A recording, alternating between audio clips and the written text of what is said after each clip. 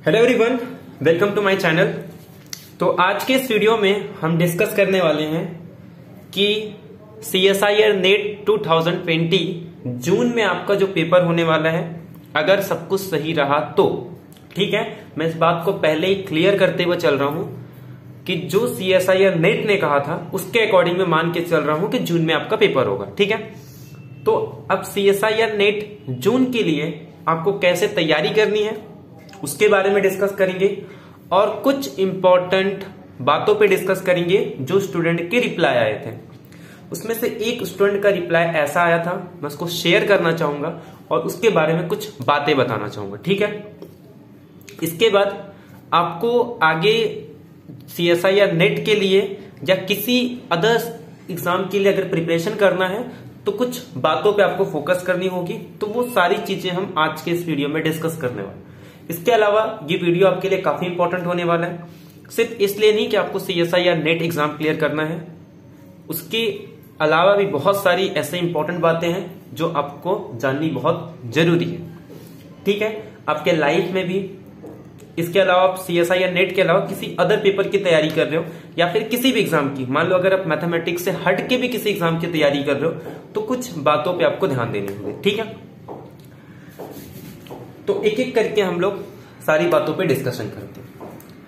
तो पहली बात तो ये कि अगर जून में पेपर होता है CSIR नेट का, जैसा कि उन्होंने कहा था, उनके अकॉर्डिंग मैं बता रहा हूं कि अगर जून में पेपर होगा तो आपके पास 4 मंथ है। कितने मंथ है? 4 मंथ है। इस 4 मंथ में आपको CSIR नेट के लिए प्रिपेयर करना है, ठीक है। अब कैसे प्रिपरेशन करना है इसके लिए एक वीडियो है, उसके पहले मैं आपको कुछ इंपॉर्टेंट बातें बताना चाहूंगा। जब से आंसर किया है, रिस्पॉन्स शीट आए हैं, बहुत सारे मैसेजेस आ रहे हैं। वही प्रॉब्लम कि उनके पार्ट भी अच्छे गए, पार्ट सी में बहुत सारे रॉन्ग है, आंसर की में बहुत सारे मिस्टेक्स हैं, कुछ में मिस्टेक्स लग रहे हैं बट मिस्टेक्स नहीं है। ऐसे बहुत सारे क्वेश्चन है, क्योंकि जनरली ऐसा लग रहा है कि कुछ क्वेश्चन में मिस्टेक्स है बट बहुत सारे क्वेश्चन में मिस्टेक्स नहीं है, बट फिर भी मिस्टेक्स लग रहे हैं, ठीक है। तो इस बात को आपको ध्यान देना है। जो बाउंड्री पे है उनको तो मैं यही सलाह दूंगा, पहले भी दिया था कि आप चैलेंज कर दो अगर आपके पास प्रॉपर सॉल्यूशन है तो, ठीक है। बट अगर आप बाउंड्री पे नहीं हो तो आप उन्हीं क्वेश्चन को चैलेंज करो जो सही में आपके लगता है कि हाँ उसका प्रॉपर सॉल्यूशन है और वो सही में इनकरेक्ट है, ठीक है। ये तो हो गई आपके रॉन्ग आंसर की बात। जैसा कि मैंने आपको बता भी दिया था, एक इरडिसिबिलिटी वाला कैन 1 डिग्री पॉलिनोमियल हो सकता है, तो वो आपका एक चैलेंज कर सकते हो। एक आपका लिमिट सुपेरियर वाला, वो एक कर सकते हो। एक आप कौन सा और बचा था, हाँ कॉम्प्लेक्स वाला कर सकते हो। और एक क्वेश्चन और आपका है क्वाड्रेटिक फॉर्म वाला, ठीक है। तो ये 4 क्वेश्चन है। इसमें से अगर क्वेश्चन रॉन्ग है तो सबको मार्क्स मिलेंगे जिन्होंने अटेम्प्ट किया है, और आंसर की में अगर मान लो उसके ऑप्शन में रॉन्ग होते हैं तो उन्हीं को मार्क्स मिलेंगे जिन्होंने उस क्वेश्चन पे उस ऑप्शन को टिक किया होगा, ठीक है। ये चीजें क्लियर हो गई। अब देखो, स्टूडेंट के मैसेजेस तो बहुत सारे आए थे, बट एक स्टूडेंट का मैसेज आया था कि वो 2015 से पेपर दे रहे हैं, ठीक है। 2015 से पेपर देना, बहुत ही ध्यान से सुनना। 2022 आ गया, यानी कि कितने इयर्स हो गए? 7 इयर्स। कौन सा अटेम्प्ट था उसका? 10th attempt. इस 10th अटेम्प्ट में एक बार ऐसा हुआ था, कुछ उसमें शायद 2018 या 19 में बता रहा था, उस टाइम पे उसके 0.25 मार्क्स से रह गया था। उस बार कट ऑफ बहुत कम गई थी, आई थिंक दिसंबर की बात है, कुछ 0.25 मार्क्स उसका रह गया था। 2015 में उसका MSc कंप्लीट है। 2015 में 2013 और 15 बैच का है। दिसंबर में पेपर दिया था, उसके कुछ 0.25 मार्क्स रह गए थे, कुछ उसने कहा था आई थिंक कुछ 87 मार्क्स आए थे, और वो टाइम पे आप चेक कर लेना, जनरल कैटेगरी का है, कुछ 87.5 उस टाइम का कुछ कट ऑफ था, इसी के पास उसका कट ऑफ था। वो टाइम पे उसका 0.5 मार्क्स से रह गया था। उसके बाद भी उसने बहुत बार पेपर दिए, कभी 2 मार्क्स से, कभी 4 मार्क्स से, और इस बार ऐसा हो रहा है कि उसका 70+ स्कोर भी नहीं हो रहा है। इसमें रीजन क्या है, उसके पार्ट बी में अच्छे हैं, पार्ट सी में आई थिंक उसके कुछ 3 क्वेश्चन राइट हो रहे, इससे ज्यादा राइट नहीं हो रहे।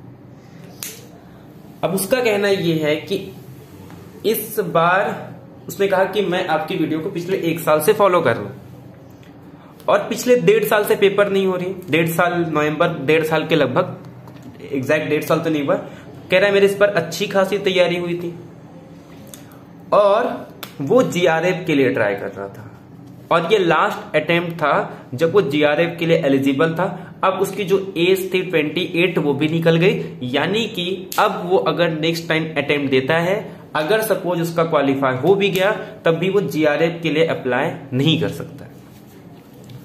तो कहने का मतलब यह है कि 10th अटेम्प्ट के बाद भी उसका जीआरएफ नहीं हुआ, वो 2015 से दे रहा है, क्योंकि इसमें एज जो है वो आपको 2020 के अकॉर्डिंग आई थिंक था, तो इसके लिए 28 एलिजिबल था। हालांकि उसका जो एज है 29 प्लस है, ठीक है। और अब जो भी अटेम्प्ट देगा तो उसमें उसका 28 नहीं होगा, यानी कि उसके पास ये आखिरी चांस था जीआरएफ के लिए। हालांकि उसके स्टेट एग्जाम क्लियर है, मतलब जो सेट वगैरह होते हैं वो क्लियर है और वो महाराष्ट्र स्टेट से नहीं है, ठीक है, ये भी आपको बता दे रहा हूं, किसी अदर स्टेट से है नॉर्थ साइड में। तो ये एक पॉइंट क्लियर हो गई। अब बताओ 10th अटेम्प्ट के बाद इस बार उसकी सारी तैयारी भी अच्छी खासी हुई थी। वो ये कह रहा है कि जितने भी टॉपिक्स आए थे वो सारे टॉपिक्स उसके अच्छे से क्लियर थे। हर ऑप्शन में उसको 3 ऑप्शन सही लग रहे थे, बट एक ऑप्शन में उसको डाउट था। वो टाइम पे काउंटर एग्जाम्पल नहीं बन रहे थे।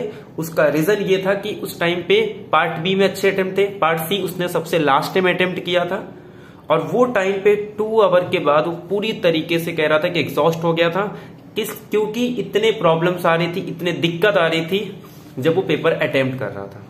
उसने कहा पहले मैंने पार्ट बी अटेम्प्ट की, पार्ट बी मेरा बहुत अच्छा गया, पार्ट ए उसने कुछ क्वेश्चन अटेम्प्ट किए, आखिरी में उसने पार्ट सी अटेम्प्ट किया। और जब पार्ट सी क्वेश्चन अटेम्प्ट कर रहा है, एक तो क्वेश्चन काफी अच्छे खासे लेवल के थे और ऊपर से सिस्टम में भी काफी दिक्कत। पार्ट बी में तो मान लो फिर भी हो गया, लेकिन पार्ट सी में उसको काफी दिक्कतें आ रही थी। अब उसका कहना है कि जो जीआरएफ, उसका एक इच्छा था कि उसको आगे पीएचडी करना है, क्योंकि अगर जीआरएफ से करता है तो उसको स्कॉलरशिप मिलती है। एक बात ये भी आती है कि एक और ऑप्शन है गेट। तो कहने का मतलब उसने गेट की कभी तैयारी ही नहीं की, क्योंकि आपको पता होगा बहुत सारे आईआईटीज और एनआईटीज 60+ मांगते हैं। किसमें? एमएससी में आपका 60+ परसेंटेज होना चाहिए। अब उस बंदे का 60% भी नहीं है, तो अब उसका 60% है नहीं, तो कहने का मतलब क्या है, अब उसको 60% भी नहीं है। वैसे ये वाली देखो, ये जो गेट का प्रॉब्लम है, ऐसे बहुत सारे स्टूडेंट हैं जिनका मैसेजेस आया था, कॉल आया था कि 60% है, ये तो एक अलग मुद्दा है। बट उसने क्या कहा था कि अब ऐसा टाइम आ गया है कि गेट वो कर नहीं सकता, क्योंकि अच्छे आईआईटीज में उसका होगा नहीं, क्योंकि 60% चाहिए। जीआरएफ के लिए भी अगर वो अप्लाई करता है तो अब वो उसका एज खत्म हो गया। अब उसके पास है कि वो एलएस कर ले, बट वो कह रहा है कि मेरे पास ऑलरेडी सेट एग्जाम का है, बट वो कहीं काम में नहीं आ रहा है, क्योंकि इससे आपको पहली बात तो सिर्फ आप इसके लिए प्रोफेसर बन सकते हो, ठीक है। आपको अगर असिस्टेंट प्रोफेसर बनना है तो उसके लिए एलिजिबिलिटी है, बाकी एलएस और सेट है नहीं, तो इसका करके तो कुछ मतलब नहीं। अब अगर उसे पीएचडी करना है तो या तो वो किसी सेंट्रल यूनिवर्सिटी से करे या फिर कहीं पे डायरेक्ट टीचर्स के गाइडेंस में कर सकता है, बट अब उसे स्कॉलरशिप तो नहीं मिलेगी। तो कहने का मतलब ये है कि अब उसे अगर पीएचडी करना है तो बिना स्कॉलरशिप के करनी होगी, और इसके लिए उसने अपने कितने टाइम वेस्ट कर लिए, 7 ईयर्स की। हालांकि कह रहा था इससे पहले मैंने इतनी अच्छी तैयारी नहीं की थी, बट लॉकडाउन के बाद उसका जॉब छूट गया। फिर उसने सोचा कि अब मैं अच्छे से प्रिपेयर करता हूं, ताकि मेरे पास एक और चांस है, कि ये आखिरी चांस है। उसने पूरी मेहनत लगा दी, उसने कहीं जॉब नहीं लगाया, सिर्फ पूरा फोकस उसने 1 साल इस पे दिया। और अब वो कह रहा है कि जब मैं 1 साल वेस्ट कर रहा हूं, जॉब भी थे उसके पास, बट उसने जॉब इसलिए नहीं लगा कि उसे लग रहा था कि शायद इस बार आखिरी चांस है, मैं पूरा फोकस जीआरएफ पे डाल दूं, इसके बाद मैं अब जीआरएफ का पेपर नहीं दे सकता। वो ऑप्शन हट गया। गेट उसके पास पहले ही ऑप्शन नहीं था, क्योंकि उसके 60% नहीं थे। अब उसका जीआरएफ का भी ऑप्शन चले गया क्योंकि उसके एज चले गए, जॉब उसकी पूरी तरीके से छूट चुकी है। अब उसके पास लेक्चरशिप का भी कभी नहीं था, सेट का है, बट सेट अगर उसे सिर्फ उसी स्टेट में मिल सकता है, बाकी अदर्स में नहीं मिलते जल्दी कि अब सेट क्लियर हो। तो अब वो बड़े दिक्कत में आ गया। अब वो कह रहा है कि ऐसा टाइम हो गया कि अब क्या करूं।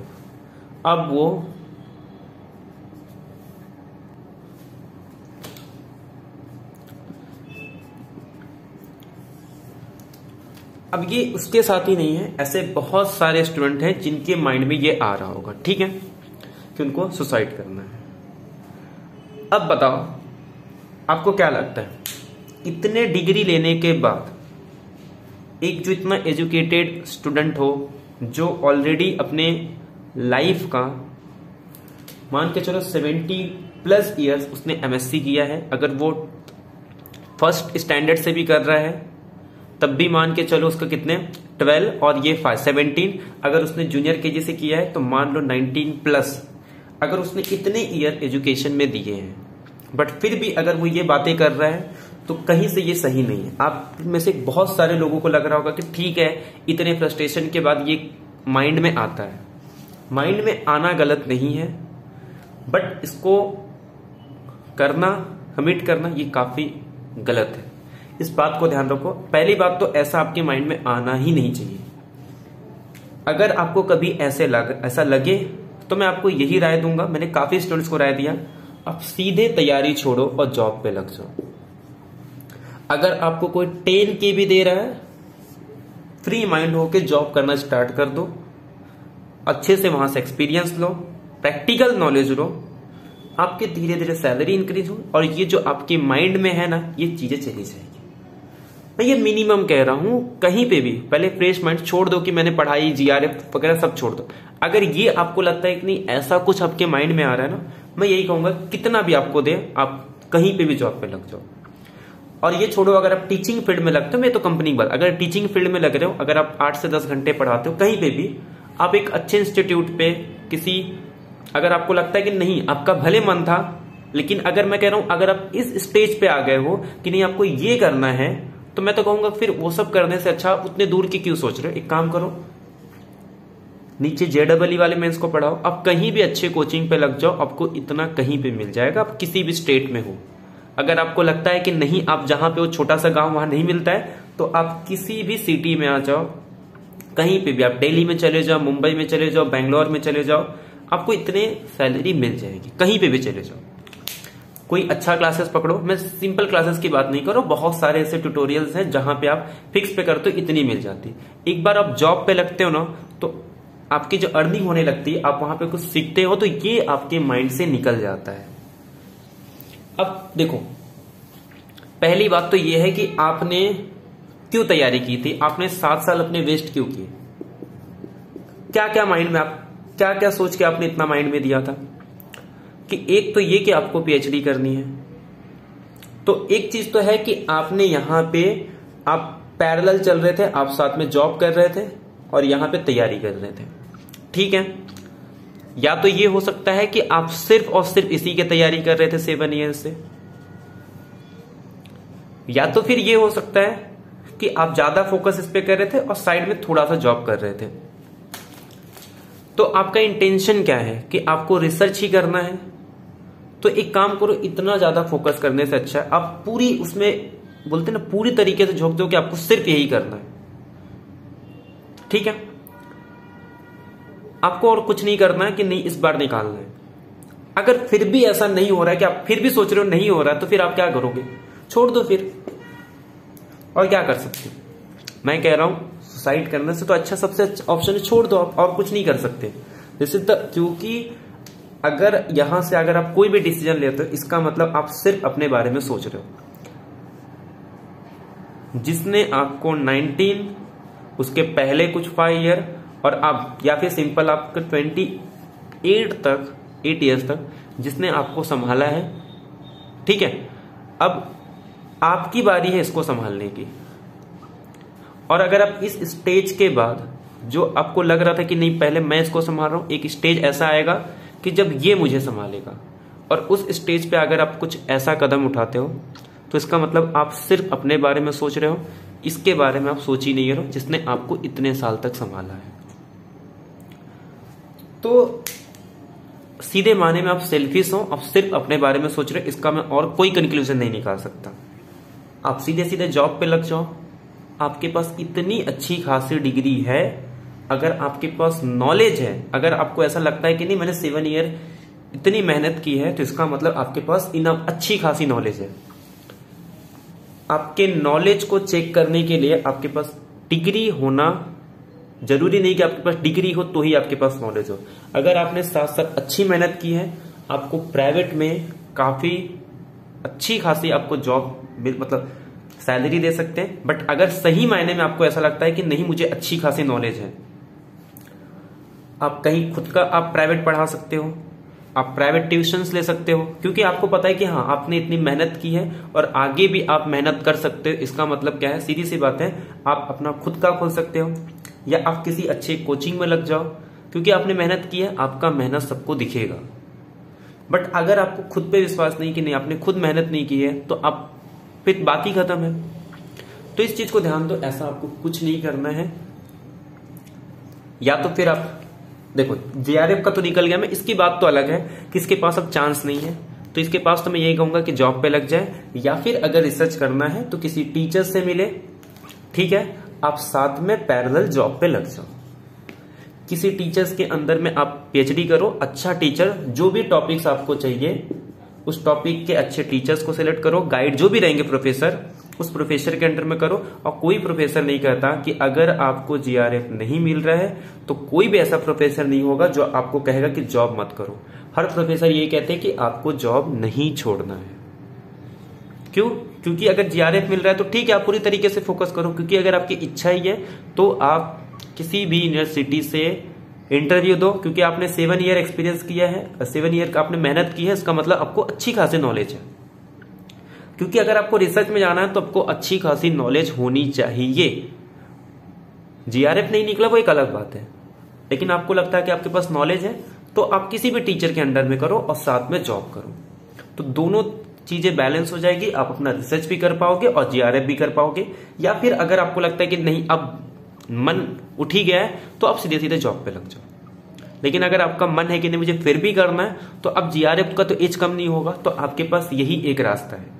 मैं तो बस यही कहूंगा, यही सजेशन है, बाकी वो तो माइंड में आना ही नहीं चाहिए। अगर वो सब माइंड में आ रहा है इसका मतलब सेल्फिश हो।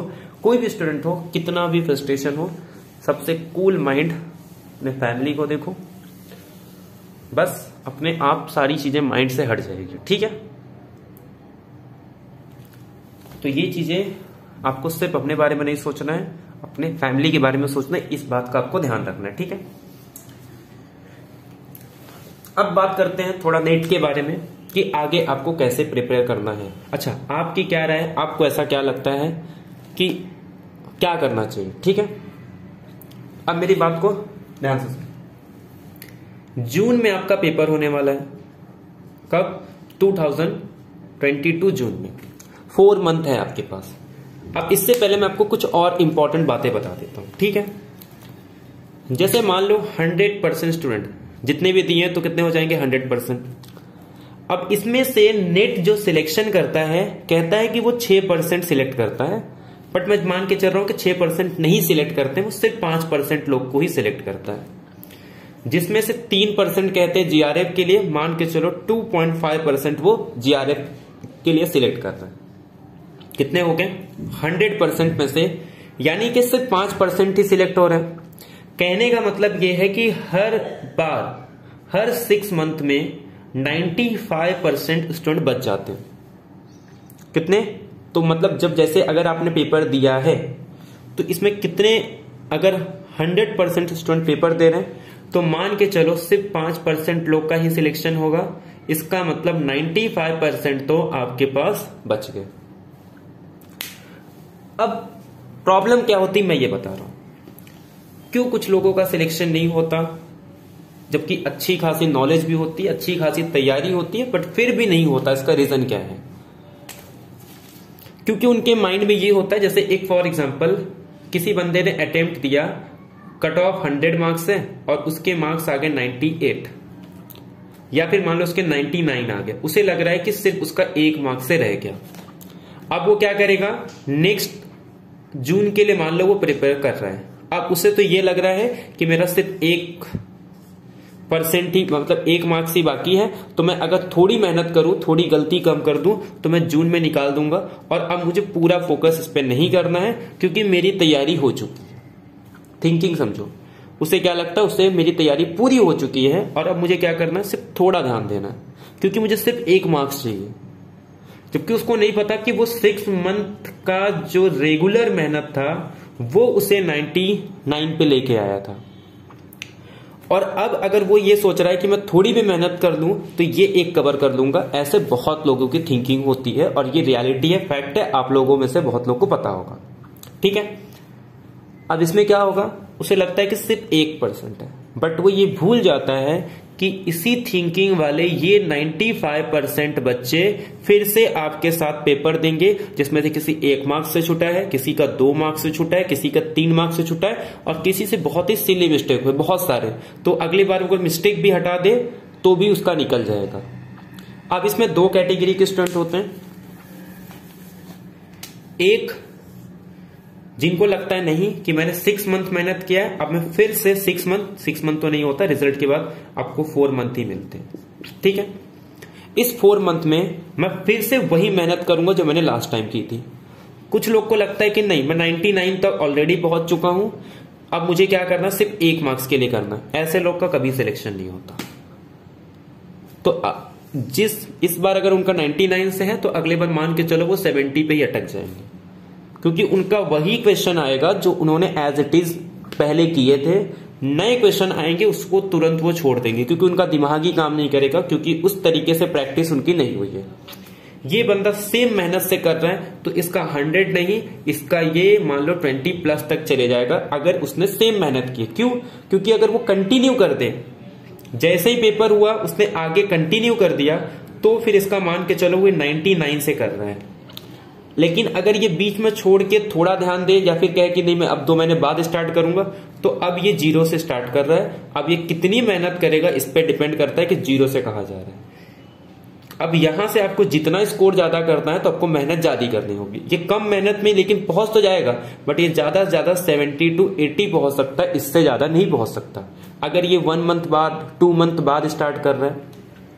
तो इसीलिए मैं यही कहूंगा कि जब भी आप नेट का पेपर दो, आपका पेपर कितना भी अच्छा जाए, जब तक आपके पास आंसर की नहीं आता, आपके पास स्कोर कार्ड नहीं आता, आपको प्रिपरेशन नेक्स्ट एग्जाम के लिए करना ही है। जैसे मान लो 16 फेब को आपका पेपर हो गया, आपको मान के चलना है आपका सिलेक्शन नहीं होगा और आपको वहीं से कंटिन्यू करना है जून के लिए।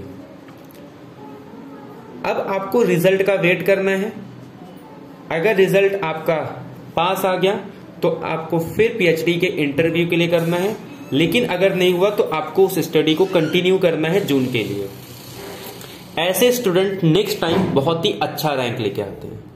ठीक है, जिनको वाकई में ही आगे अच्छे से करना है, जिनका इस पे ही फोकस है। बाकी कुछ लोग का अलग ही चलता है तो उनके बारे में नहीं है चीज, बट जिनको लगता है कि नहीं मेरा इसी के भरोसे है, मुझे यही सब करना है, तो उनको इसी स्ट्रेटेजी को फॉलो करना होगा। तो अगर आपको नेक्स्ट टाइम नेट क्लियर करना है तो आपको ये चीजें ध्यान देनी।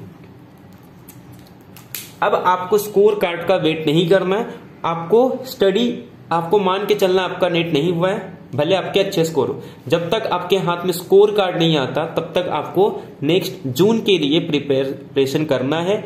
जहां से आपको टॉपिक आपने खत्म किया, उसके बाद के टॉपिक आपको नए नए टॉपिक्स पढ़ने हैं जो नया है लेकिन इजी होंगे, ताकि अगर मान लो रियल या कोई ऐसा टॉपिक है जिसके क्वेश्चन आपसे नहीं बन रहे हैं तो आप सीधे सीधे उस इजी वाले टॉपिक में चले जाओ।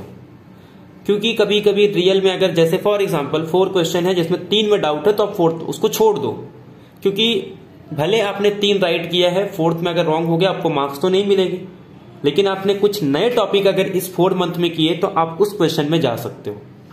तो इससे क्या होगा, आपके पास ऑप्शन बहुत सारे रहेंगे और उसी ऑप्शन को सिलेक्ट करो जिसमें आप चारों में श्योर हो। ऐसा कब होगा, जब आपके पास बहुत सारे ऑप्शन होंगे, बहुत सारे टॉपिक के बारे में आपको पता होगा। ठीक है, ये एक पहला इंपॉर्टेंट बातें थी जो आपको याद रखनी है। सबसे इंपॉर्टेंट ये है, कैसे स्ट्रेटेजी करना है वो अलग चीजें हैं। अब आपके साथ कितने लोग बैठेंगे, क्योंकि देखो लोगों को क्या लगता है कि हम बाद में स्टार्ट करेंगे, क्योंकि जो अब बच्चे आएंगे वो नए होंगे।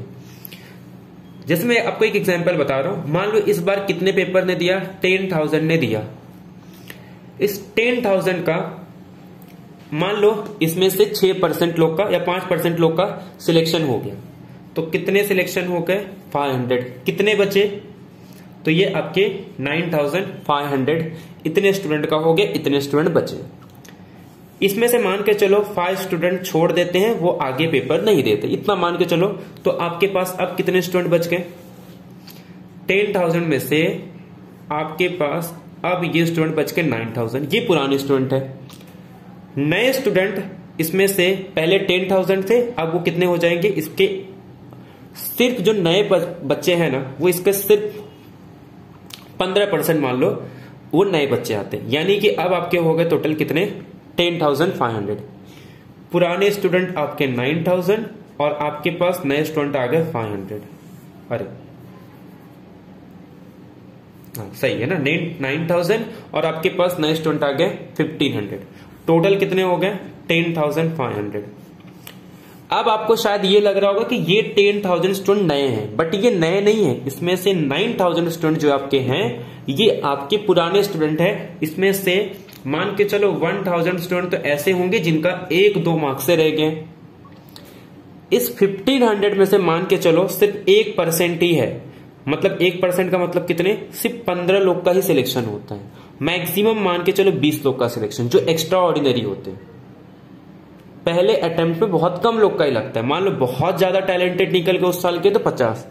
बाकी जो सिलेक्ट होते हैं ना, जिन्होंने कंटिन्यू किया था, वो यहां से सिलेक्शन होते हैं। तो अगर आपके माइंड में गलत फहमी है कि नहीं मेरा तो हो चुका है ऑलरेडी तैयारी और अब मैं स्टार्ट करूंगा आराम से भी तो मेरा हो जाएगा, नहीं, क्योंकि वही कैटेगरी के सारे स्टूडेंट हैं जो यहां 100 तक पहुंचते हैं। ये नए वाले तो 50-60 तक भी नहीं पहुंचते। ये नेक्स्ट टाइम जब कंटिन्यू मेहनत करते हैं, देखो 50-60 वाले को क्या लगता है मुझे फिर से मेहनत करना, तो ये पूरा 4 महीना मेहनत करते हैं और ये स्टूडेंट क्लियर कर जाते हैं। जो स्टूडेंट छोड़ देता है, क्योंकि मैथ्स ऐसा है कि आपको रेगुलर प्रैक्टिस करनी होगी। देखो कैसे तैयारी करना है, किस टॉपिक पे करना है, ये बात की बात है, पहले आपको इन पॉइंट पे ध्यान देना होगा, ठीक है, ताकि एक जो माइंड सेट हो वो आपकी बदल जाए। क्योंकि ऐसे बहुत सारे स्टूडेंट हैं जो बाद में तैयारी करते हैं, उनको लगता है कि नहीं अभी हो गया, ऑलरेडी मैं तैयारी कर चुका हूं, थोड़ा बहुत भी पढ़ लूंगा तो हो जाएगा, बट नहीं होता है। कितने भी आप एक्सपर्ट हो, आपका रेगुलर प्रैक्टिस काफी इंपॉर्टेंट होता है, ठीक है। ये चीजें आपको समझ में आ गई कि आपका जो कंपटीशन है वो आपके पुराने स्टूडेंट से ही होता है। नए स्टूडेंट तो फिक्स है कि वो 1% ही, जितने भी स्टूडेंट नए आते हैं उसमें से 1% लोग का ही सिलेक्शन होता है। क्यों? क्योंकि उनको तो बहुत सारे क्वेश्चन के बारे में आइडिया ही नहीं होता, बहुत सारे इजी क्वेश्चन भी उनको पता नहीं होते। अब ये एक पॉइंट आपको ध्यान में होगा। अब क्या चीजें नेसेसरी है और क्या चीजें सफिशिएंट है, अब ये हम बात करते हैं। एक होता है प्रीवियस ईयर का क्वेश्चन, ये नेसेसरी मान के चलो इसको। ये क्यों होगा आगे मैं आपको मैथमेटिक्स टर्म्स में ही पढ़ाऊंगा क्यों मैं इसको नेसेसरी कर रहा हूं। इसके अलावा जो एक्स्ट्रा पार्ट आप डिस्कस करते हो डिटेल में, ये आपका ये दोनों मिला के आपके सफिशिएंट हो जाते हैं, लेकिन ये आपका नेसेसरी है। नेसेसरी मतलब ये तो आपको करना ही है। क्यों करना है मैं आपको रीजन बताता हूं। अब कुछ स्टूडेंट ऐसे कहेंगे कि सिर्फ और सिर्फ प्रीवियस ईयर करने से आपका नहीं होगा। जाहिर सी बात है, एकदम करेक्ट है कि सिर्फ और सिर्फ अगर आप प्रीवियस ईयर के क्वेश्चन करोगे तो आपका सिलेक्शन, ये नहीं इंप्लाई करता है कि आपका सिलेक्शन होगा। ये जाहिर सी बात है कि सिर्फ प्रीवियस ईयर के क्वेश्चन अगर आपने कर लिए तो आपका सिलेक्शन हो जाएगा, ये कतई सही बात नहीं है। बट होता क्या है, ये चीजें अगर मान लो 100 कट ऑफ है तो ये यहां पे आपको अप्रोच करा देती है जो आपको टाइम CSIR नेट देता है। ये बहुत इंपॉर्टेंट रोल प्ले करता है। अभी क्यों करता है मैं आपको मैथमेटिकल टर्म में ही बताऊंगा। तो पहली बात तो आपको प्रीवियस ईयर के क्वेश्चन तो करने ही करने हैं, ये तो आपको छोड़ना नहीं है। अब आप बोलोगे सर नहीं, इस अब अपग्रेड कर रहा है CSIR नेट के क्वेश्चंस के लेवल बहुत अच्छे हैं, उसके लेवल भले हाई हो जाए, बट इसका मतलब ये नहीं है कि वो प्रीवियस ईयर के क्वेश्चन नहीं डाल रहा है।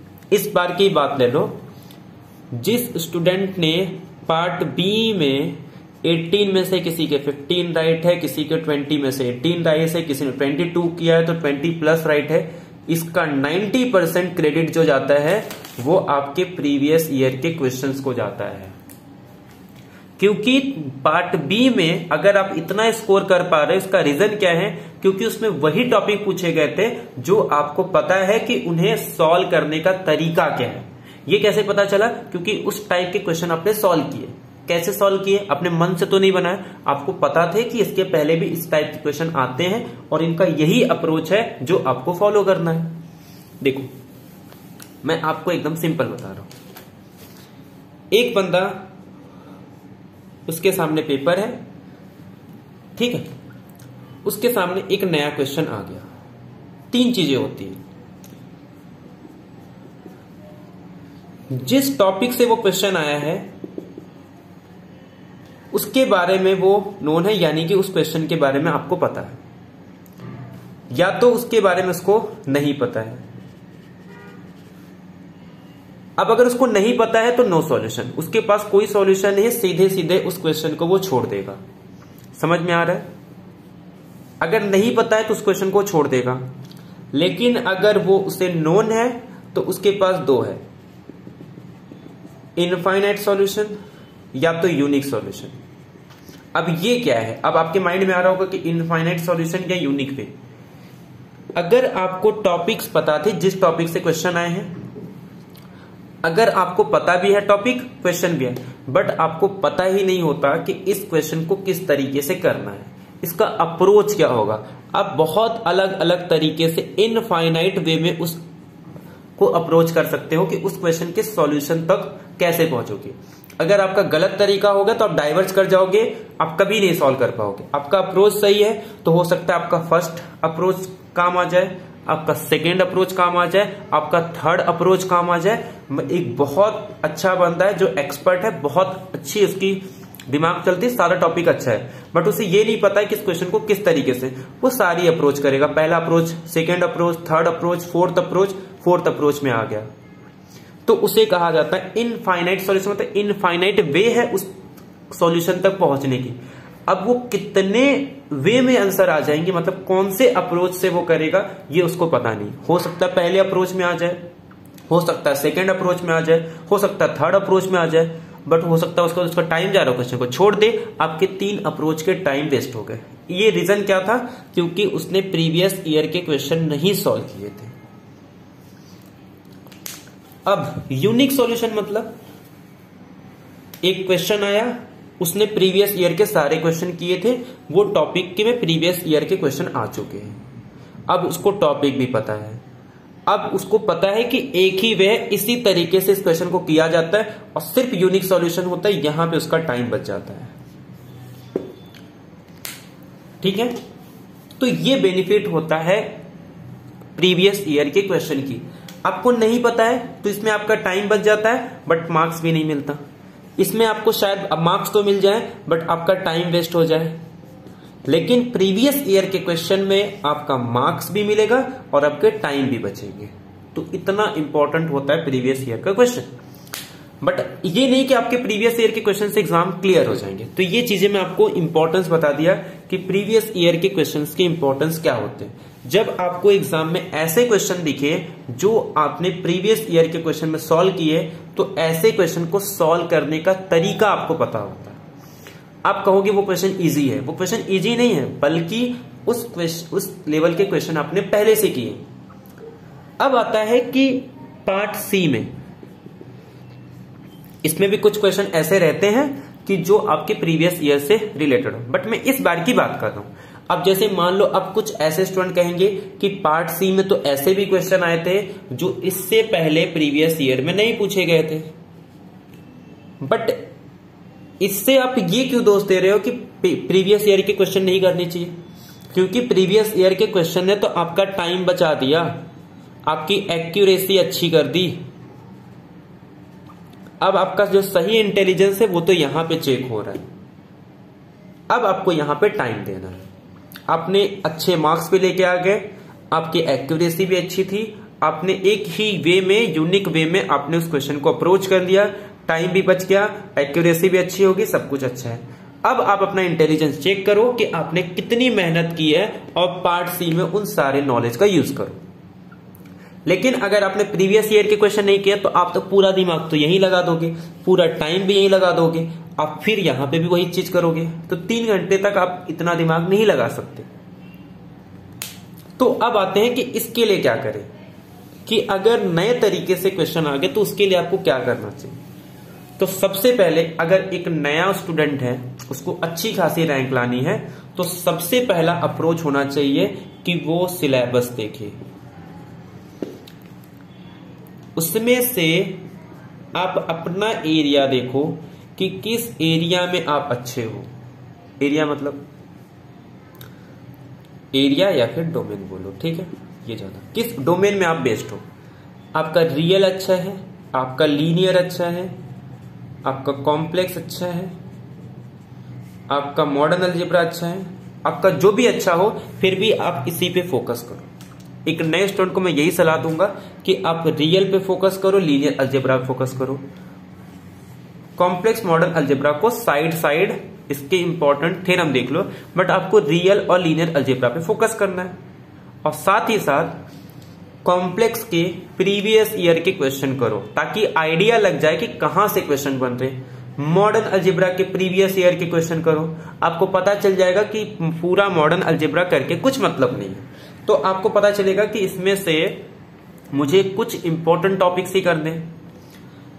आप अप्लाइड के प्रीवियस ईयर के क्वेश्चन करो, आपको यह पता चल जाएगा कि वो कौन सा टॉपिक है जो आपको करना चाहिए, कौन सा टॉपिक है जो आपको छोड़ना चाहिए। जो करना चाहिए उससे इतनी अच्छी प्रैक्टिस कर लो कि एग्जाम में क्वेश्चन दिखते ही आपको पता हो कि इसे इसी अप्रोच से करना है, और ऐसे क्वेश्चन को अवॉइड करो एग्जाम में। ठीक है, तो एक नए स्टूडेंट को सबसे पहली बात उसको सिलेबस देखना है, उसमें से किस डोमेन में वो अच्छा है उसको सिलेक्ट करें। अप्लाइड में कौन कौन से इसको करने चाहिए, क्योंकि अप्लाइड में जब एक नया स्टूडेंट निकलता है उसको पता ही नहीं होता सीओवी क्या है, उसको पता ही नहीं होता इंटीग्रल इक्वेशन क्या है, उसको लगता है पीडीई तो बहुत हार्ड टॉपिक है, ओडीई बहुत हार्ड टॉपिक है। बट आपको पीडीई में कौन बोल रहा है सब करने को, जो इजी है वो तो बहुत इजी है, जो हार्ड है आपको करना ही नहीं है। इंटीग्रल इक्वेशन के क्वेश्चन इजी आते हैं, सीओवी ये तो आपको तब पता चलेगा जब आप प्रीवियस ईयर के क्वेश्चन देखोगे। एक नया स्टूडेंट है वो सीधे गया सीओवी का बुक उठा के देखने लगा, इंटीग्रल इक्वेशन का बुक, वो जैसे ही बुक देखेगा उसके बाद उसको कभी छुएगा नहीं। लेकिन अगर वो प्रीवियस ईयर के क्वेश्चन देखे, उसके सॉल्यूशन को देखेगा तो उसको एक आइडिया लग जाएगा, हाँ ये तो बहुत सिंपल है, थोड़ा सा फॉर्मूला देखना है, 1 ही 2 फॉर्मूले से पूरा सीओवी हो जा रहा है, हार्ड क्वेश्चन है छोड़ दो, 1-2 क्वेश्चन तो आएंगे। ये अप्रोच होनी चाहिए। तो प्रीवियस ईयर बहुत इंपॉर्टेंट है, नेसेसरी है कि प्रीवियस ईयर मेरे हिसाब से आपको करना ही चाहिए। वो आपका टाइम भी बचाता है और उस क्वेश्चन में आप श्योर होते हो कि ये क्वेश्चन आपका रॉन्ग नहीं होगा, आपकी एक्यूरेसी भी अच्छी होती है।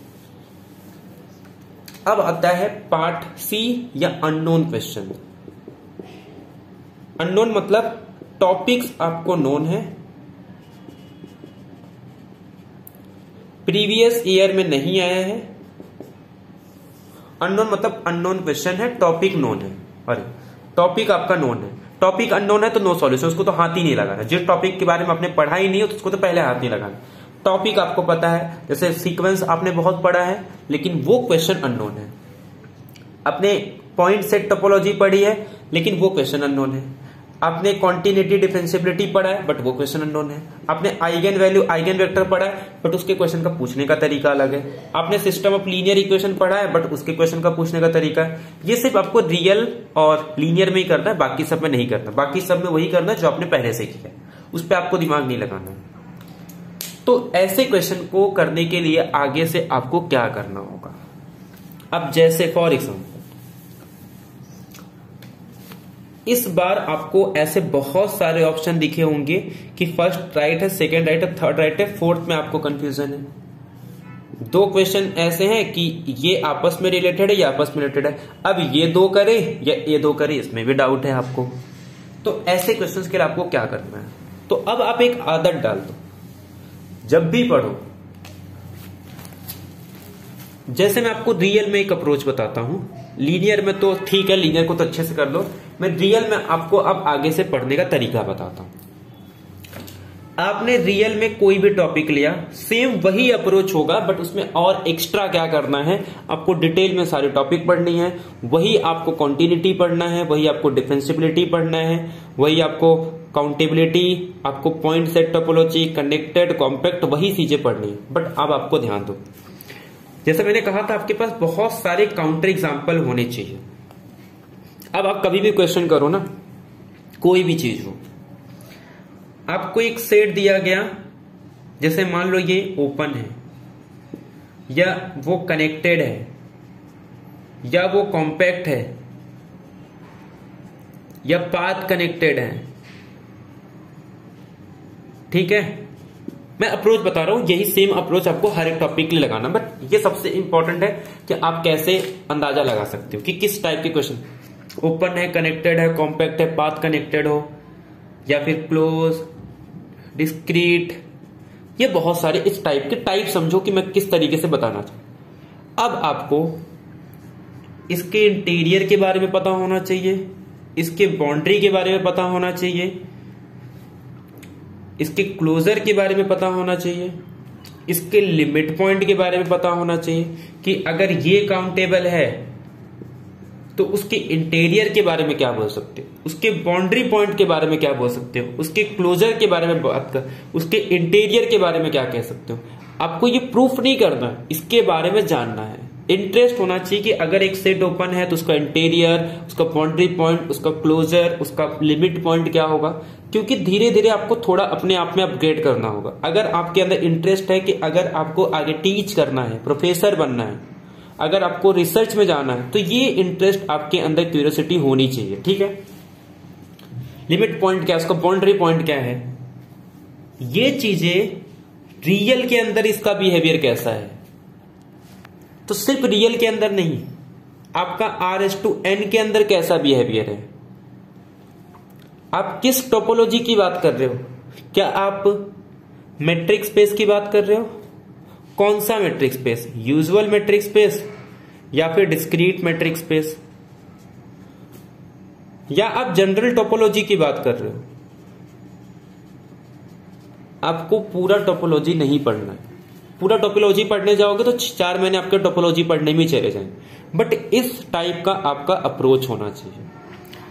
कोई भी चीज पढ़ो, वो कनेक्टेड है, कॉम्पैक्ट हो, उसके सबके बारे में पता होना चाहिए, एक आदत डाल लो। मैं जस्ट एग्जांपल बता रहा हूं, ऐसे आप बहुत सारी चीजें हैं कि कर सकते हो। तो आप जो भी टॉपिक है पढ़ो, उसको डिटेल में, आपके पास ना एक सेट ऑफ एग्जांपल होना चाहिए। अगर ये है तो ठीक है, नहीं है तो काउंटर एग्जांपल, ये है तो ठीक है, जबकि आपको लगता है ये सब तो क्वेश्चन नहीं आते, बट आपके अंदर तो होना चाहिए ना। देखो, इसके पहले हम लोग नहीं बोलते थे, बट इस बार से बहुत कुछ सीख सकते हो। जो इस बार का क्वेश्चन पूछा है, मैं ये कहूंगा कि इससे आपको बहुत सारी चीजें सीखने को मिलेगी। अब आपको रिलेट करो, जिस टोपोलॉजी से मैं कहता था आप दूर भागते हैं, अगर आप उसी टोपोलॉजी से पूछना चाहते हैं तो अब उसको अपना दोस्त बना लो और उसी के साथ आप खेलना सीख जाओ, ताकि आप आगे रिसर्च करो। तो इसके लिए आपको आगे चल के तो वही पढ़ना है, जब उसी के साथ आपको, उसी के लिए जब आप पूरी तैयारी कर रहे हो, तो आप उसको पहले से अपने आदत में डाल दो। आगे चल के आपको रियल वगैरह नहीं, आपको तो जनरल पे बात करना है। आप किस नॉर्म की बात कर रहे हो, आप उसको रिलेट करो, फंक्शनल एनालिसिस से उसको धीरे धीरे इंक्लूड करो, क्योंकि बहुत सारे, अगर आप रिसर्च में भी जाओगे तो आपको यही चीजें पे तो आपको PhD करनी है, या फिर अगर आप MSc को पढ़ाते हो तब भी आपको यही चीजें करनी है। तो इसलिए ये अभी से आप आदत डाल लो कि थोड़ा चीजों को रिलेट करो।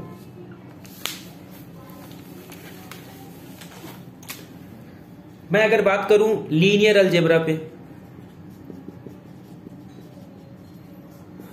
आपको देखो, पहले से आपने पूरे तरीके से अच्छे से पढ़ रखा है, आप 99 तक पहुंच गए। इसका मतलब मुझे भी पता है आपको लीनियर ट्रांसफॉर्मेशन आता है, मुझे भी पता है आपको आइगन वैल्यू, आइगन वेक्टर पता है, आपको सब स्पेस चेक करने आता है, आपको डायमेंशन निकालने आ रहा है, बट अब ये क्वेश्चन आपको नहीं पूछ रहे। अगर पूछ ले तब तो वो प्लस पॉइंट है, आपको पता होना चाहिए। आप कहोगे कि नहीं ये नहीं पता, आप आगे चले जाओ, ये तो मैं कह रहा हूं ये तो नेसेसरी में आ गए, ये तो आपको पता ही होना चाहिए। बट अब आप अपने आप को अपग्रेड करो, आप थोड़ा क्वाड्रेटिक फॉर्म से आप दूर भागना बंद कर दो, आप इनर प्रोडक्ट स्पेस से दूर भागना बंद कर दो, आप नॉन लीनियर स्पेस से दूर भागना बंद कर दो, आप ऑर्थोगोनैलिटी को अपनाओ, आप नॉर्म स्पेस को अपनाओ, आप इनर प्रोडक्ट स्पेस को अपनाओ, क्वाड्रेटिक फॉर्म को अपनाओ, क्योंकि यहां से क्वेश्चन पूछे जा रहे हैं।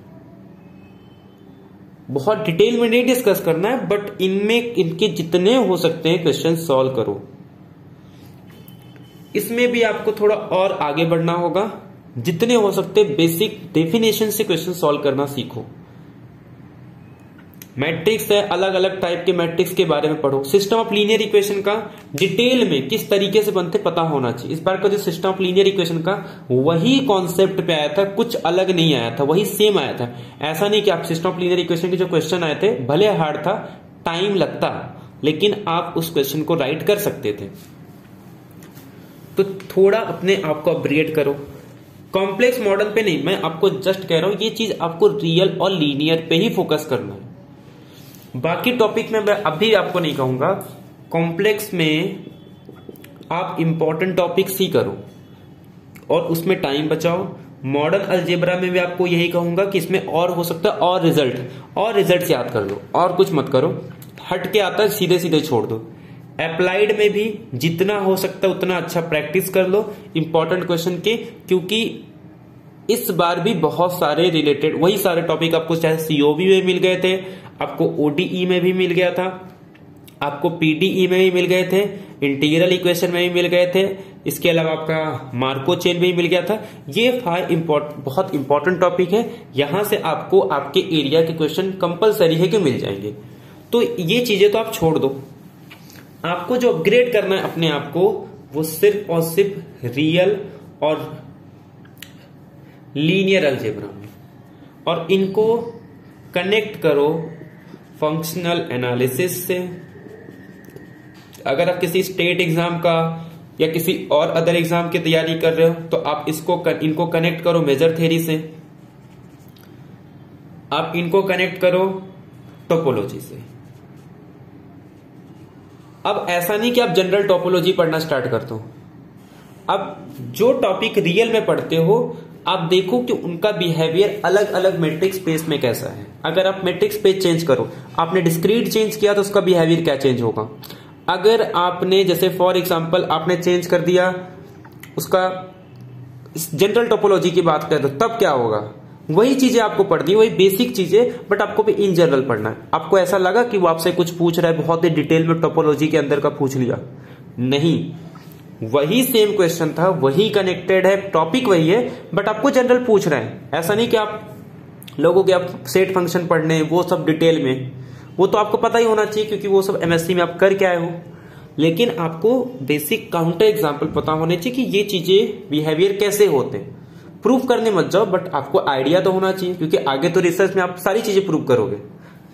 बट फिलहाल के लिए अभी के लिए आपको सारी चीजें पता होनी चाहिए, क्योंकि एग्जाम में आप वही चीजें करते हो जो आपको याद हो। ऑन द स्पॉट आपसे काउंटर एग्जाम्पल, ऐसा कोई टैलेंटेड स्टूडेंट नहीं है जो एग्जाम में जाके सीधे सीधे अपने मर्जी से टोपोलॉजी की एग्जाम्पल ले ले। अगर उसके अच्छे भी स्कोर लाते हैं चाहे 150 प्लस, इसका मतलब उसने वो तैयारी पहले से उसने इस तरीके का अप्रोच फॉलो किया है। ऐसा नहीं कि उसको बहुत एक्स्ट्रा ऑर्डिनरी है, बहुत टैलेंटेड है, बहुत दिमाग, बट उसका लक अच्छा था कि उसने ऐसे 15 क्वेश्चन सिलेक्ट कर लिए या ऐसे 20 क्वेश्चन सिलेक्ट कर लिए जिसने उस पर बहुत ही अच्छा कमांड था, और वो क्वेश्चन के उसको चारों ऑप्शन पता थे, उसका लक अच्छा था, उसके करेक्ट हो गए। आपका लक अच्छा नहीं था, आपने ऐसे 15 क्वेश्चन सिलेक्ट कर लिए कि जिसमें आपको 3 ऑप्शन तो पता थे बट एक ऑप्शन में आप अटक गए। आपका नसीब खराब था, टाइम तो पूरा वेस्ट हो गया। आप किसी दूसरे क्वेश्चन में टाइम नहीं दे सकते तो आप उन 2 ऑप्शन में आप टिक कर देते हो। एक बात बताओ, मैं आपसे क्वेश्चन पूछ रहा हूं, ऐसे कितने स्टूडेंट होंगे जो कोई क्वेश्चन देखे बहुत सिंपल है उनको पहला ऑप्शन करेक्ट दिख रहा था, दूसरा ऑप्शन करेक्ट दिख रहा था, तीसरा ऑप्शन करेक्ट दिख रहा था, फोर्थ ऑप्शन में जब वो फंस गए तो अब इस क्वेश्चन को पूरी तरीके से छोड़ नहीं सकते। कुछ लोग इसको टिक कर देते हैं, कुछ लोग इसको टिक नहीं करते। मैं आपको एक बेस्ट एग्जांपल दे रहा हूं। जैसे एक क्वेश्चन आया था काउंटेबिलिटी का, आपको मैंने पहले ही कहा था काउंटेबिलिटी के क्वेश्चन आपको नहीं छोड़ने। इसका जवाब मुझे कुछ आगे मैं क्वेश्चन पूछूंगा, उसका आपको यस या नो में देना है, या फिर कितने स्टूडेंट हैं जिनको ऐसा लगता है कि हाँ उनके साथ ऐसा होता है या फिर वो ऐसा करते हैं। आपके पास 4 ऑप्शन थे, ठीक है।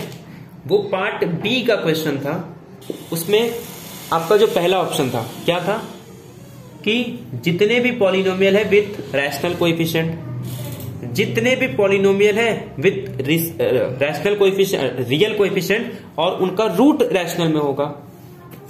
थर्ड ऑप्शन क्या था कि ऐसे मैट्रिसेस जिनका मेरे ख्याल से आइगन वैल्यू रैशनल है, और एक पे कुछ रो एक्लोन फॉर्म वाला था, ठीक है। रो एक्लोन फॉर्म कुछ इस तरीके से था। अब एक बात बताओ, क्योंकि ये पार्ट बी का क्वेश्चन था, काउंटेबिलिटी हमको बहुत अच्छे से पता है, आपने सबने देखा, इस क्वेश्चन को टिक कर दिया, इसके बारे में किसी को पता भी नहीं था, और ये सबसे अच्छा अप्रोच था। आप इस पे टिक करो, इन सबको ध्यान मत दो। मान लो काउंटेबिलिटी का क्वेश्चन, ये आपके फ्री के मार्क्स होते हैं, इसी क्वेश्चन को मैं पार्ट सी में डाल दूं। अब मेरा नेक्स्ट क्वेश्चन जो है, आपको सच सच बताना है आप इसमें से क्या करते हैं।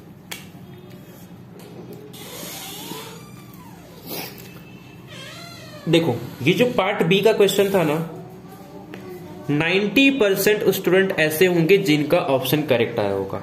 सिर्फ 10% या तो कुछ मिस्टेक हो गया होगा, सिली मिस्टेक, या फिर उनको काउंटेबिलिटी इतना अच्छे से नहीं पढ़े होंगे।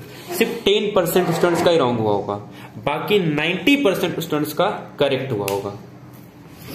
लेकिन अगर मैं इसे पार्ट सी का क्वेश्चन कर दूं ना, सिर्फ 10% का राइट होता, 90% स्टूडेंट का रॉन्ग होता।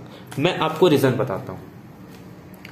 वो पहला क्वेश्चन भी कर लेते, वो दूसरा क्वेश्चन भी कर लेते हैं, ये तो करेक्ट कर लेते, इन दोनों में कंफ्यूजन होता, सोचते इसके बारे में। फोर्थ क्वेश्चन के बारे में 95% स्टूडेंट सोचते भी नहीं। रो एक्लोन फॉर्म आ गया, काउंटेबिलिटी में इसने रो एक्लोन फॉर्म को जोड़ दिया, ये सोच के आदेश 95 स्टूडेंट इस क्वेश्चन को हाथ नहीं लगाते। वो 3 में तो शायद ही टिक कर भी देते, कुछ सोच भी लेते, क्योंकि आइगन वाला तो आई होप आप सीधे सीधे क्लियर कर देते कि कुछ अपर ट्रायंगुलर मैट्रिक्स ले लूं, तो एक के पास आपके पास कोई भी चॉइसेस है, तो ये तो मान लो एक चीज हो गई। लेकिन इस क्वेश्चन को देख के ही इसमें 80% मैं कह रहा हूं कि इस पर तुक्का लगाते हैं, क्योंकि इस क्वेश्चन को छोड़ते नहीं, क्योंकि काउंटेबिलिटी का था, ये भी आपको पता था, ये भी आपको पता है। इस क्वेश्चन में 80% स्टूडेंट वो टाइम पे एग्जाम में जो मेंटालिटी होती है, आपको यस या नो में आंसर देना, ऐसे कितने स्टूडेंट होते हैं जो इसको बिना सॉल्व करे इस पर तुक्का लगाते और इस क्वेश्चन को अटेम्प्ट भी करते, क्योंकि इतना करने के बाद काउंटेबिलिटी का क्वेश्चन छोड़ते तो है नहीं, क्योंकि आपके थिंकिंग में होता है काउंटेबिलिटी मतलब सिंपल होगा। पार्ट बी का क्वेश्चन था तो अलग थिंकिंग थी।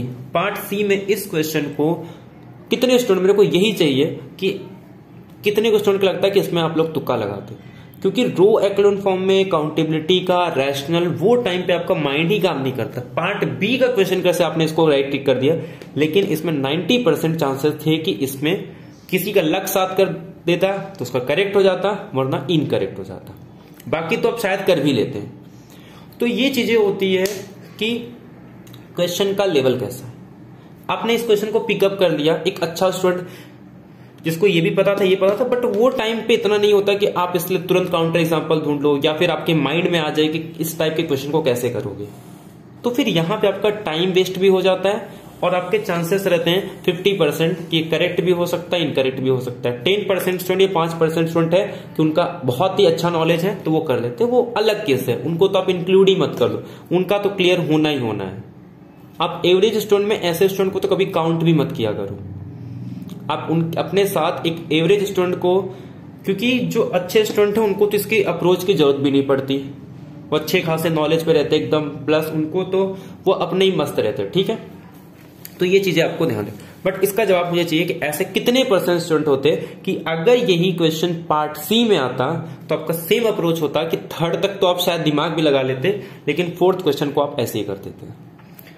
तो देखो, मैं आपको सीधे सीधे ऐसे नहीं बता रहा हूं कि ये इतना टाइम देना है, ताकि आपको छोटी छोटी बातों में कर रहा हूं कि ये चीजें आपको समझ में आनी चाहिए। पहला, कोई भी हो, अगर आप ऑलरेडी काफी सालों से मेहनत कर रहे हो तो ये तो आपका हो जाना चाहिए, ठीक है। नए स्टूडेंट हो तो पहले सिलेबस को समझो और इस पे वर्क करो। सबसे पहला काम आपको प्रीवियस ईयर के क्वेश्चन सॉल्व करना, ये नेसेसरी, आपको करना ही है, क्योंकि यही आपका टाइम बचाएगा, यहीं से आपकी एक्यूरेसी अच्छी होगी, ताकि आप अच्छे क्वेश्चन पे टाइम लगा सकते हो। ये तो कंपलसरी है। आपको सॉल्यूशन भी मिल जाएंगे, प्रीवियस के बहुत सारे वीडियो है यूट्यूब पे, बहुत सारे वीडियो मैंने भी बहुत सारे करा रखे हैं। 60 डे चैलेंज है, इसके अलावा टारगेट CSIR नाइट 2021, ऐसे बहुत सारे मिल जाएंगे, ठीक है। बहुत, आपको ही पता होगा, दुनिया भर के मिल जाएंगे। आपको नोट्स भी दुनिया भर के मिल जाएंगे जिसमें सॉल्यूशन है, सब कुछ है। ये आपको करना ही है। नोट से करो, खुद से करो, बट अप्रोच आप देख लो, नोट से भी अच्छा होता है, क्योंकि बहुत सारे नोट्स में आपको शॉर्ट ट्रिक नहीं बताया जाता या फिर समझ में नहीं आता। तो इससे अच्छा है कि आप यूट्यूब पे देख लो, ज्यादा बेटर होता है, ताकि आपकी एक प्रैक्टिस भी रहती है। तो ये तो आपको करना ही है। सेकेंड, आपको क्या करना है, आपको टॉपिक सिलेक्ट करना है कि किस टॉपिक में आप बेस्ड हो और उस टॉपिक को आपको करना है। ये मैं अप्लाइड की बात कर रहा हूं, ठीक है। अप्लाइड में कुछ टॉपिक सिलेक्ट कर लो जिसमें आप बेस्ड हो। उसके बाद आप रियल और लीनियर अलजेब्रा में जो मैंने अभी अप्रोच कहा कि इनको रिलेट करना सीखो, टोपोलॉजी से, फंक्शनल एनालिसिस से और मेजर थ्योरी से, ठीक है। इनको थोड़ा हायर डायमेंशन में आदत डाल लो, हर एग्जाम में काम में आएगा। और थोड़ा आगे बढ़ो। आगे बढ़ने का मतलब थोड़ा इंटीग्रेशन की ओर जाओ, थोड़ा हायर डायमेंशन की ओर जाओ, थोड़ा चेंज करो, जो अपने आप को थोड़ा अपग्रेड करो। लीनियर अलजेब्रा में भी थोड़ा non linear space, inner product space, इस पे काम करो, क्वाड्रेटिक फॉर्म पे काम करो, नॉर्मल फॉर्म पे काम करो, ऑर्थोगोनैलिटी पे काम करो।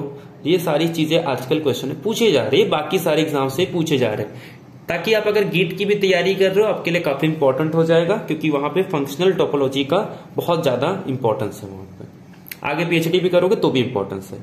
तो थोड़ा अपने आप को बोलते हैं ना, अपना रुख यहाँ पे थोड़ा आपका झुकाव होना चाहिए। धीरे धीरे, मैं नहीं कर रहा हूं एक ही बार में, बट थोड़ा आप यहां से वहां जाओ। ये पूरा डिटेल में डिस्कस करो, बट ट्राई करो कि यहाँ के डेफिनेशन जो आपको MSc में पता है, आप थोड़ा इसकी तरफ आओ, ठीक है। तो अगर इस अप्रोच के साथ आप जा रहे हो, बाकी चीजें तो आपको पता ही है कि कहां से कितने मार्क्स आते हैं, कितने क्वेश्चन आते हैं, कौन कौन से टॉपिक्स आते हैं, ये सब आपको पता है। बट अप्रोच आपका कुछ इस तरीके से होना चाहिए।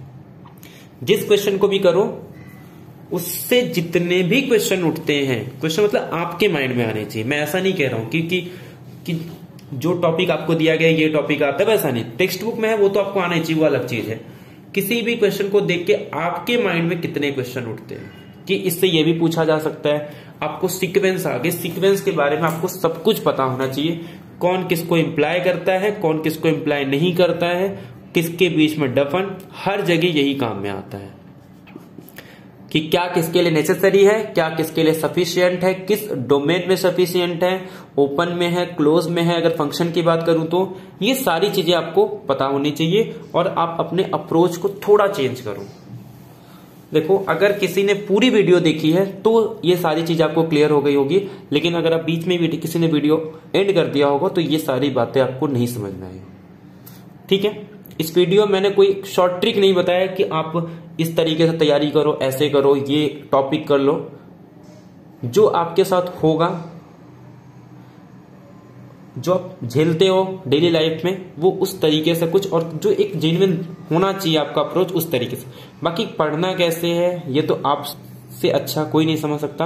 आपको खुद पता होना चाहिए आप किस चीज में कंफर्टेबल हो, उसी के अकॉर्डिंग आप अपना स्टडी कर सकते हो, ठीक है। तो आई होप आपको सारी चीजें क्लियर हो गई होगी। तो हम लोग नेक्स्ट लेक्चर से ट्राई करेंगे कि आगे YouTube पे मैं आपको किस तरीके से कराने वाला हूं, उसके बारे में डिस्कशन करेंगे कि किस तरीके से आगे हमारा प्रिपरेशन होगा, किस तरीके से मैं YouTube पे भी डालूंगा, ये सारी चीजें डिस्कस करेंगे। ठीक है, आज के लिए आपको क्या करना है ये समझ में आ गई होगी।